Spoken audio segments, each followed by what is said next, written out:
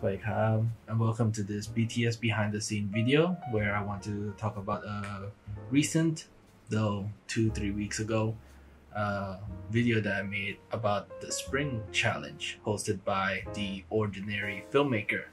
And it was mainly used by two vintage cameras. That's why I feel like it's a little bit more interesting to talk about. And it was lenses that was sort of belonged to my father and just came to use it again after finding it in a closet from many years ago. And basically it's quite soft, as one would expect from a vintage lens, and doing a little bit more research, it seems to be soft because a lot of zoom vintage lenses tend to be soft. That's where the idea of using prime lenses come into the mix. And right now I have 2 or 3 recordings going at the same time actually. So we have this microphone right here directly into the computer, and I wanted to test out the lavalier microphones. So just have this quick setup, just see what kind of lighting I'm working with, and then also still use the Fuji app as well, just to be able to frame myself, and then using the 18 f2. I don't need autofocus anyway, since I'm not gonna be moving too much anyways. This one is the 80-200, which was the first lens that I used in the Spring Challenge video, and the second lens that I tried out is this 28-85. So 28-85 is at f3.5, and then the 80-200 is 3.9, and then you can just multiply that by 1.5 for the APS-C crop, which gives the 200 a much longer reach in the end. In this sort of test, and I do appreciate the contest to be able to just create something new and try to push myself to try something, and again to test these lenses. And throughout this video I will then go to the second phase where I'll be showing some photography with this lens as well, trying to do more tests. But the basic premise here is that knowing that the widest aperture, even though it's 3.5 and 3.9, is soft, stepping it down to, let's say, even 5.6, just one stop, will increase the sharpness as any other lens would be, and this goes the same with these vintage lenses. And like when I was trying to shoot video for the first time, actually the sun was still quite bright, and there was basically no clouds, so I was basically around at f8, 11 or so. And so I find the sharpness even at 1080p to be relatively good, and just trying to manual focus as best as I can, and with the longer focal length gives a very sort of compressed perspective with the architecture in the background. Now, some behind the scene with the idea of the Spring Challenge itself was that the expectation was to try to film some animals, and usually I remember having seen ducks or swans there, but sadly that was not the case. And so I saw that there was a lot of families gathered around, so having the sort of overall story being about families riding these boats to be the next plan B. Plan C was still to try to do some macro photography of the flowers, though it didn't seem to be all that interesting with trying to just shoot some nice scenery. There should still be some story behind it. So in this case, trying to film some different angles of people getting onto the boats, and then a section of people riding on the boats, and then another sort of section of people getting off these boats. So I'm not sort of moving around to each of the angles. It's just shooting, and then just putting it together again like a jigsaw puzzle. Now, moving on to the next section of shooting these lenses as a photography lens, I suppose I will sort of did a small recording trying to shoot street photography, at least with the 85 millimeter. And the thing is that I didn't really get to use the zoom all that much or the wide end. It's just like I have 85, I want the compression, and so I'm just basically using this lens as a prime lens, basically just fix at 85 and then just trying to focus as best as I can. And the issue still comes around where with street photography, most of the desires to still have it as a faster shutter speed, basically. So I was still aiming at f3.5, which is not great, but I'm still open to the idea of trying this again at a smaller aperture, knowing that I will have like a wider depth of field, a sharper image, easier to manual focus as well, and hopefully I'll be able to shoot with this lens when at noon time when the sun is like directly above the sky. When I shot this, it was around still maybe golden hour, but the sun was still coming down and the sort of lighting was getting rather dark, and later on I had to sort of switch lenses when it definitely got too dark. Welcome to the second part of this video where I show some photo samples trying to get a feel of this lens. So this will be the 28 till 85.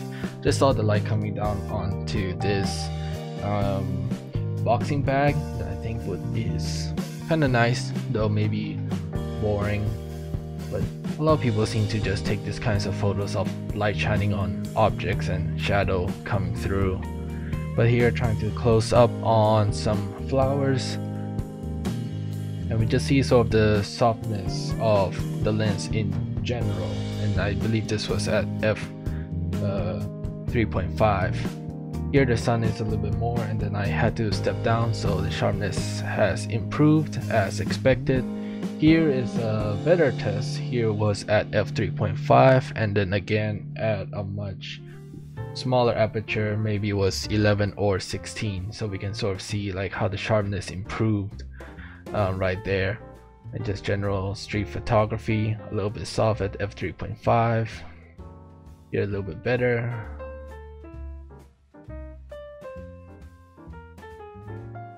Next I was in a Thai performance, shooting straight in front, and just had this kid sort of look at me. This is at 85, and all of this I believe was at f3.5, and just trying to take some photos of the performance and the people around.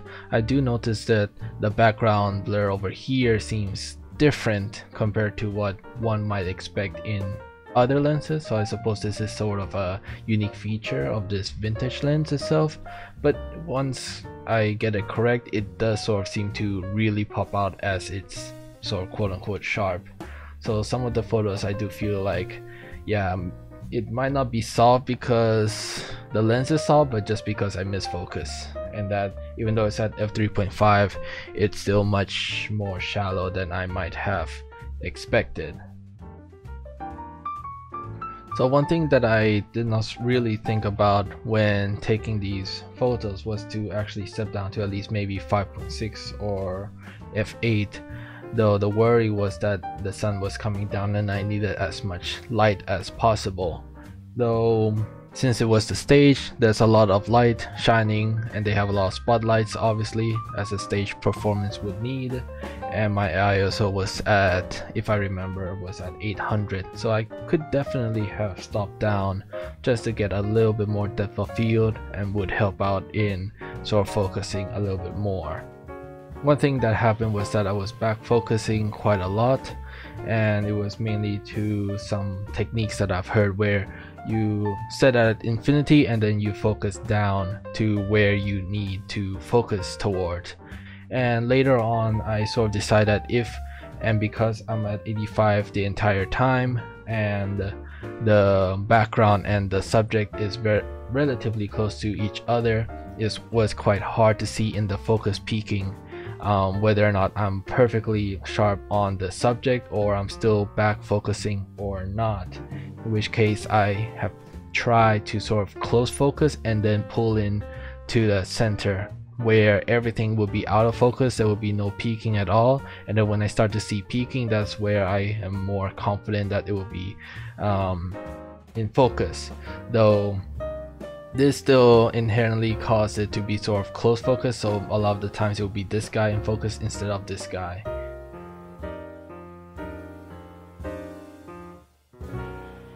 Next is the 80 to 200. Here, while shooting, wanted to get some shots of this bird, and then I do sort of liked some of the color rendition and how it all turned out, black and white, and then just pop out and just let it all be white, and then the bird pop out a little bit better. The head shape here was a little bit interesting to me, and just the eye popping out was a little bit weird. And then here just had the sun sort of coming in, and then just a lot of glare, and some people may like that, may not. But I didn't take too much photos since I was focused on video. Here are a few more photos shooting out into the sun again in the sunrise. This photo in particular was actually a panorama shot shooting vertically, so it was all horizontal shots, and then you stacked images going upwards to get a vertical shot, which I think helped a lot with the sort of overall capturing details. And this was where I realized that the lens itself had a problem with its focusing mode. When I went to sort of fix it, infinity is not infinity, but actually is close focus, and somehow the macro is at infinity, but it's not even at infinity, it is at beyond infinity. So I had to like find the correct quote-unquote infinity focus in between, which was a little bit disappointing to see. I'll have to get this lens fixed. But with this sunrise, so I tried to experiment a little bit with the colors, still not entirely sure. Some of it might be weird, and I'm just sharing so you can sort of let me know. This one was definitely a weird one with this weird, not a exact straight circle coming out, but interesting to see something this strange. Here went out to the beach now that the sun has risen much further. Now it's around 9-10 p.m. and there's no clouds in the sky. So I had this sort of man on the horse, and these horses are for rent for tourists to sort of ride on, and then the person who's riding right now is sort of the caretaker who would then guide the horse and sort of help out the tourists if they need help riding the horse in whatever long you pay for to rent it. But here I kind of like sort of the contrast with the trees surrounding this sort of temple, and we sort of see sort of the white outline silhouette sort of appearing out. Obviously if I zoom in, it's like no detail, and sort of no point in that. It's just seeing things from afar, and that's sort of the general purpose in the first place. Here zooming into 200 millimeters, just to sort of fill the frame even more, and so there's more pixels here obviously. Another shot of a fisherman on his boat. Really like the silhouette of him, his arm reaching out, and just sort of crop in this sort of expand crop that I'm really love to have. And in any case, all the other details up there is pure white skies and unnecessary information anyways. Here is another one at 200 millimeters of maybe the same guy on his horse, but now coming the other way. Again at sort of f11 f16, so even though I say at sort of the widest aperture at 3.9 on this sort of zoom lens is super soft, but just stepping it down it becomes like really sort of sharp again, and have to sort of refine and make sure that I focus correctly as well. So I'm quite happy with this shot, feeling the frame once again. And then a couple more zooming out a little bit so that I get the entire horse, and then quite happy that he looked directly at me. And I'm not sure like if this sort of personal interaction of him looking at the camera or this one that seems a little bit sharper, which one is sort of my favorite, I'm not exactly sure. This one is also a little bit cool to me with the sort of, I don't know, feels a little bit movement in the horse's legs here. He's looking out, which sort of guides us to look at the boat in the distance as well, which I kind of like. Back to looking at the fisherman again, and definitely some spots here. Have to get my sensor clean, which is really not that good, but just trying out and seeing like what kind of gestures I can get with the fisherman. And then have a boy so walk in, and then thought there's an interesting silhouette going on here with the relationship between, I don't know, someone in the foreground and background and another boat in the far distance. And then there's another boat here, and then even from without even zooming in, so you can sort of see the different sort of poses that is going on, that I quite like. And then here, trying to be a little bit more abstract, I'm just pushing the highlights to its absolute maximum. I might have needed to push down the darkness here so that there's no grain, but in this case I wanted to try and experiment with sort of just blowing this, so this is now pure white in Lightroom, and then so that there's only like a more abstract silhouette of this boat, and just a little bit of details in the water down here. Here's the same concept with the other boat, and then doing the same thing. And now the two boats are sort of together, and just try to take shots of it together as well. With that said, that is the end of my photo samples from these two lenses and behind the scenes of this spring challenge using these two vintage lenses. With that said, I hope to see you all next time. Thanks for watching. Bye for now.